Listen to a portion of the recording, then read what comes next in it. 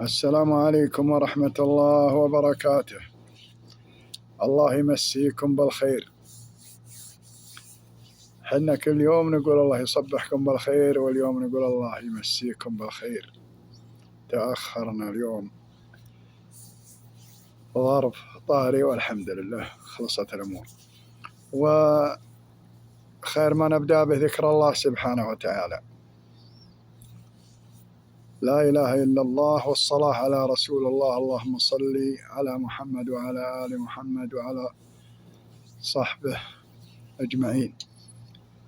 سالفة اليوم يا متابعينا الأعزاء هذه حصلت على رجال، وهي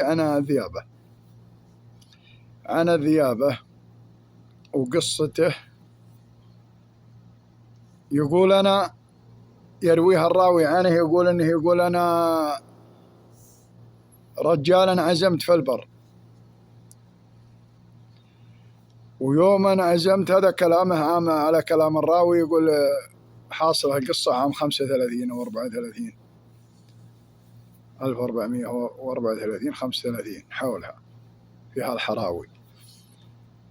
يقول المعنى الرجال معزوم له في هجرة، والهجرة بعيدة عن القار،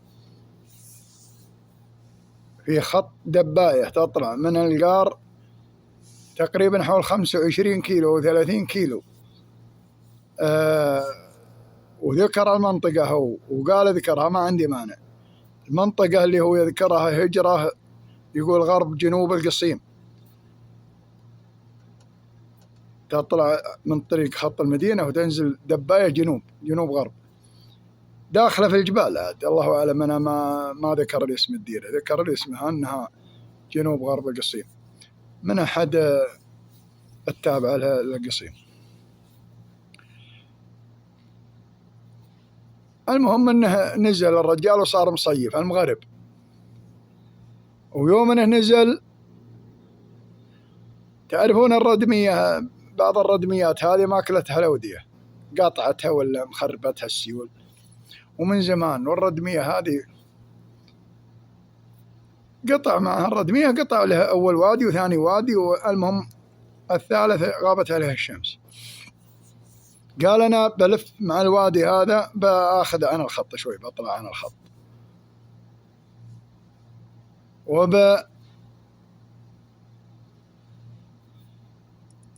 أصلي المغرب.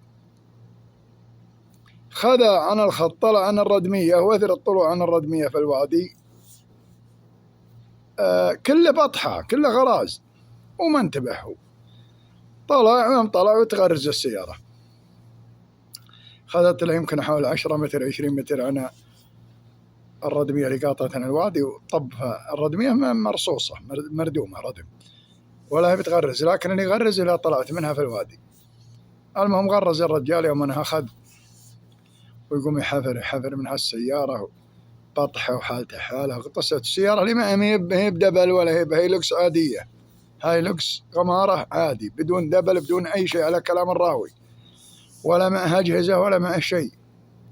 والمنطقة اللي هو دخل فيها ما بين الهجرة هذه وما بين الخط السريع طريق المدينة، ينقطع فيها الجوال، ما فيها إرسال. صار الرجال يحفر من موتره، ويقول يوم أخذت واسمع صوت شيء يلهث، والسيارة تشتغل، بس يقول أشواني انتبهت. يقول يوم التفت لأن أشوف الذيب واقف على النور القصير، تراه مع المغرب غايبة الشمس، لكنها ما بعد يعني مظلمة شيء بسيط. يقول يوم أخذت، يقول له يلهث ويعاين فيه. يقول وأنا أخلي الحفر، يقول والله لا معي لا سلاح ولا معي شيء. يقول وأنا نزلت جهة السيارة، نزلت هواء الجهة اليم السواق، والجهة الثانية يقول ما مداني عليها من يوم شفته وأنا راسب في السيارة. يقول المهم يتعاون الضلع جنبي، يقول فيه ذياب تتعاون، وهذا يقول رفع راسه وجر العوان. يقول يوم أخذت وأنور النور، يقول كنا ظلمت وأنور النور، يقول يتخطف قدام النور ويعاين في السيارة ويعاين وينزل راسه فوق وتحت. يقول يوم أخذت يقول معه 3 وهو الرابع، وشوي لو أنهن 5. يقول وهن يجين يقول ويدير ان الموتر يوجن عليه مع الدريشة يشوفون زولي في الغمارة، يقول يوجن مع يتهايقن على ما قالوا مع الدريشة على يشوفون زولي في السيارة.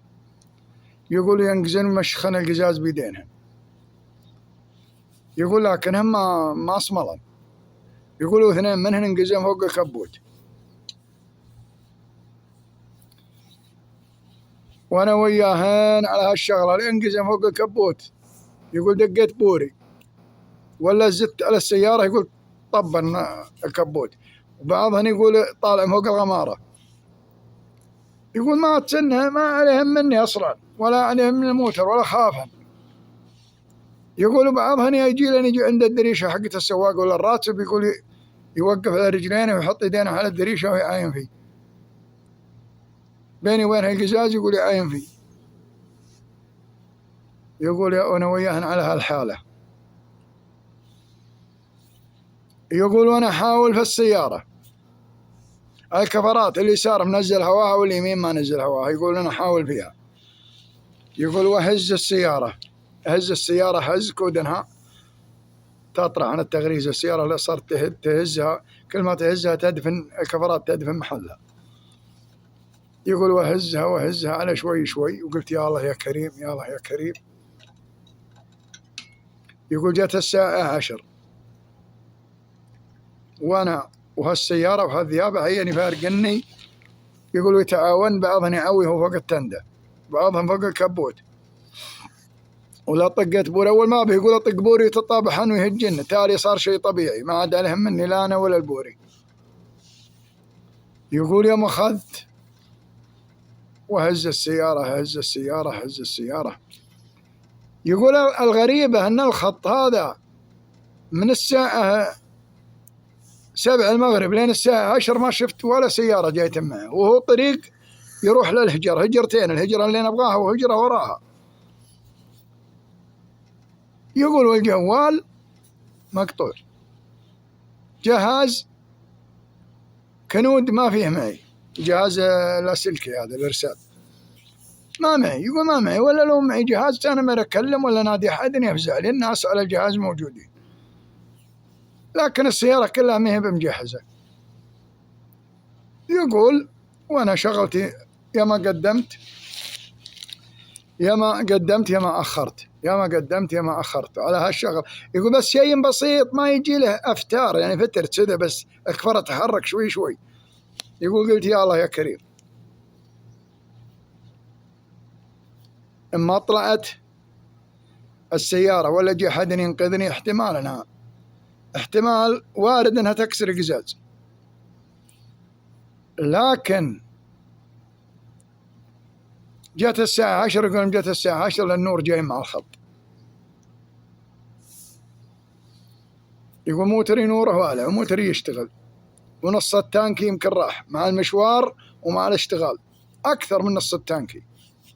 يقول إن خلص البنزين طفت السيارة ورحنا صح. يقول راعي هاك الموتر يقول جاي النور إنه مقبل علي أقبل علي. قلت الله جابه. يقول لين أقبل علي قريب، يقول أنا أقوم أكبس بالنور أولع وأطفي.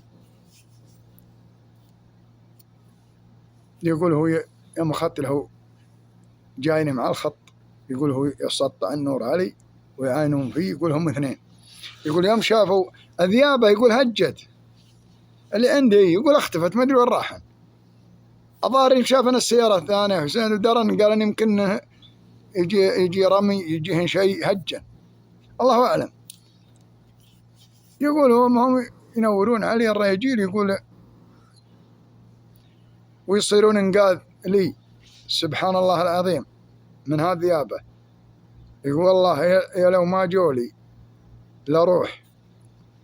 يقول ما رشوة جو الرجال، يقول يوم انهم جو يقولوا هم لا موترهم جيب، لأن المناطق هذيك يقول ما يعطاها إلا سيارات دبل الجيوب وائرة، وأنا ما أدري وش اللي خلاني أجي على هالسيارة اللي ما هي بسيارة بر، ما هي بسيارة مطالع وجبال ورمل. يقول هم يجون، يقول لهم جو، يقولوا أنا يجون لين جو قدام، يقول هم يفتحون الباب، يقول أذياب أنا الحين ما أدري وين هي، خاف أنا حولي تهد علي أنا والرجاجيل اللي جو ينقذون. يقول أنا صوت عليهم قلت اركبوا في السيارة ولفوا كم لفتين يا الربع لحد ينزل، ترى حولي ذيابة من اليوم هي على موتري. يقول هم يركبوا موترهم يسكرون الباب، يقول هم ياخذوا لهم لفتين، يقول لفتين منا يقول ما شافوا أحد، ما شافوه، ما يدري وين راحت. يقول المهم ويجون لين دقوا وجه الموتر عند وجه الموتر، يقول يحولون، يقول حول، قالوا لا ما عندك شيء هي، كان بها ذيابة حجة ضلع، وحنا نعرف ان الارض هذه فيها ذيابة وحنا اهلها ونعرفها، لكن انت وش اللي جابك في هالمنطقة هذه؟ قلت له انتم طلعوني هالحين وبعدين لا طلعتوني اعلمكم وش القضية كلها. يقولهم يعلقون هاك السبتة معهم، يقول يعلقونها في السيارة، يقولهم يتلونها، يقول له انا جايب الله معهم، ولا هي طالعة. يقول يوم طلع عمرك، يقول واخذت، يقول كفر جهة منسمة وجهة هواها فيها. يقول ويقفون طلع عمرك، يقول قال معك ماطور؟ قلت له والله لا معي ماطور ولا معي شيء مرة. قالوا انت ايش قصتك؟ تدير هذه ما يجي الا واحد، اول شيء سيارته دبل، ثاني شيء محتسي للامور هذه، يا اخي احنا نعرف الديره هذه والله ما تقف لك في مكان اللي يصك عليك كم من ذيب. يقولوا حنا في اثناء سبحان الله العظيم في اثناء نزلوا الماطور، قعدنا ماطور الهواء قعدنا نعبي كفرات، يقول نسمع الذيابه هي متعوي في الشعيب ما بيننا وبينها شيء، الذيابه اللي جتني ولا غيرها المظاهر انها اللي جتني. يقول تعوي عندنا ما هي بعيده عنا، تقريبا بيننا وبينها يجي حول نص، حال 400 500 متر، نص كيلو ولا. يقول تعوي عواه هي اللي تجي في الضلع، والضلع فيه ذيابه بعد تعوي. قلت هذه اللي جاتني اولا. قال يا رجال اللي جاتك ولا ما جاتك الضلع مليان، بس يلا يقول يعبون الموتر، وواحد منهم تراه يقول نازل بمسدسه معه، يقول احنا نعبي الكفرات وهو ماسك مسدسه ومتجهز، لو شاف شيء بينطلق علينا بيطلق عليه النار. يقول نعبي كفرات، قام عبنا كفرات، قال يلا انت وين رايح؟ قلت انا معزومه في الديره الفلانيه. قال اوه الديره الفلانيه ما انت بوياها، مو ترك ما هو واصلها، ما بين طلعات جبال وما بين الردميه هذه تطلع مع جبال وتحولها مع اوديه. والله يا ابن الحلال ان الحين رايحين تراهم، يقول جايين ما جو من القار، جايين منا من الديره. قالوا والله بعيده عليك، منا حول 25 وكلها وعر، لكن دورها لك، أنا عود معنا بس، حنا الحين بنروح للقار، عود مع دربك، حنا وياك لين نمسك القار ودورها لك. ولا جيت، قال الهجرة هذه يشتغل فيها الجوال أحيانا وأحيانا ما يشتغل. يقول قال لا جيت القار وجاك الإرسال كلم خويك اللي عازمك واعتذر منه، قال ما يمكن له خير، أنا وضعي كذا علمه بالطريقة كلها من وإلى. المهم طلعوا هم وياه وراه الله يجزاهم خير، انقذوه، ولا والله لو ما جوه يمكن خلاص. يقولوا ما جوني الذيابة هذه ما هي بساكتة، مين يقول يا أنا تكسر القزاز علي، يقول بعضها يمشخ القزاز مخالبة لعبة في الموتر في القزاز. وكلامه هذا ترى يقول لكم عام 35 قريب هنا. ويروحون يرجعون هم وياه يمسكون القار، يوم اقبلوا على القار مسك القار يودعهم الله يبيض وجيهكم يجزاكم خير، عبوا كفراته وطلعوا موتر بيض الله وجيهكم. ويكلم، يوم كلمه شوي ما في ارسال شوي، المهم لقط وكلم خوي، ها وين انت يا فلان وين وصلت؟ قال وين وصلت؟ قال الحمد لله اللي الله احياني مره ثانيه. قال افاه وش عندك؟ قال موتر غرز، خطوطكم هذه قشر، غرز الموتر وجاني يجي 5 ذيابه ولولا الله سبحانه ثم رأي جيب جاني جاي من الهجرة وراح للقار وطلعني وعبوا كفرات موتري والله يبيض وجيههم، ولا كان أنا الذيابة ذي بتقضي عليه أكيد 100%. تشوف لها حل معي ولو إني داخل السيارة والسيارة مغرزة وأنا مالي حيلة، واعتذر منك أنا ما عندي بيمكم ولا عندي بجاي، والديرة هذه كلها ماني بجايها والله ما عاد يعودها الظاهر كلها. قال والديرة هذه كلها ماني بجايها. قال معذور أنت سلمت بس أنت شنت موترك وشنو؟ قال موتري هيلكس غمارة عادية بندبل. قال لا حول ولا قوة إلا بالله. هذه ما يمشي بها في الديار هذه، الديار هذه ما يجينا حنا إلا جيوب أو سيارات دبل هيلكس دبل، غيره ما تجي، ما تقدر تجي. المهم انه رجع يومها رجع لأهله ويعلم أهله بالقصة ويحمدوا له بالسلامة ويقوم أبوه ويذبح له 2 من الغنم. قال هذه على سلامة ولدي اللي الله فكه من هالذيابة وفكه من هالمشوار كله، وحلف انه ما عاد يجي الهجر هذيك ولا عاد يقربها. هذا قصة اليوم، وترانا تأخرنا احنا ننزلها الصباح زي ما قلت لكم، قصصي عادة الصباح، لكن حصل عندي بعض الأشغال وما حبيت أني أخليها لبكرة، قلت خلني أنزلها اليوم. حنا متابعين يسألون عنا والله يبيض وجيههم، لو نتأخرنا شوي سألوا عنا عسى ماشر وينك فيه. وهذا ندل على شيء فإنما يدل على قلوبهم الطيبة.